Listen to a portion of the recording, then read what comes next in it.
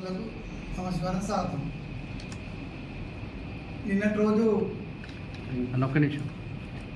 నిన్నటి రోజు మాజీ మంత్రి మాజీ శాసనమండలి సభ్యులు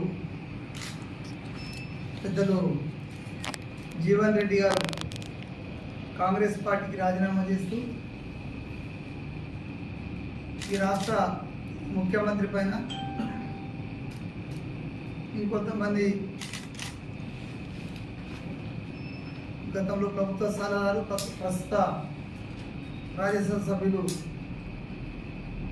వేం నరేందర్ రెడ్డి గారి పైన చేసినట్టు ఆరోపణల పైన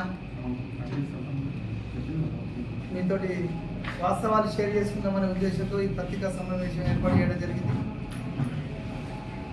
పెద్దలు జీవన్ రెడ్డి గారు సుమారు 4 దశాబ్దాలు ఈ కాంగ్రెస్ పార్టీతో విడదీయరాని అనుబంధాన్ని, కాంగ్రెస్ పార్టీతో కష్టాల్లో నష్టాల్లో ఈ పార్టీ ఉన్నతి కొరకు కష్ట నష్టాలను వేరు చేస్తూ ఈ పార్టీతో కొనసాగుతున్నటువంటి పరిస్థితి.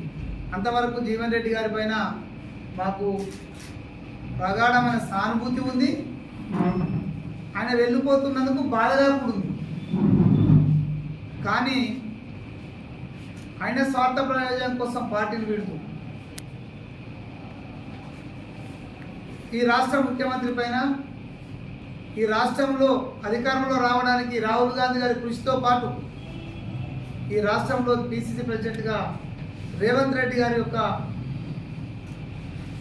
నాయకత్వం, ఇవన్నీ కూడా ఉమ్మడిగా కష్టపడి ఈ రాష్ట్రంలో రాజకీయంలో రేవంత్ రెడ్డి గారి నాయకత్వంలో అధికారంలోకి రావడం జరిగింది. బహుశా ఈ రాష్ట్రంలో ఉన్న ప్రజానీకానికి తెలియదు కాదు ఇది. ఆ విషయం ఆయన జీవన్ రెడ్డి గారికి కూడా ఈ విషయంపై పూర్తి అవగాహన ఉంది. అని పార్టీ నుంచి బయటకు వెళ్ళే ముందు ఖచ్చితంగా ఎవరిపైన ఒకరిపైన అభాండాలు వేయాలని ఒక లక్ష్యాన్ని నిర్దేశించుకుని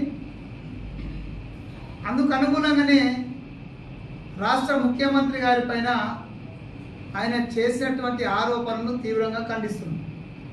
ఎందుకంటే ఈ రాష్ట్రంలో కేసీఆర్ అనే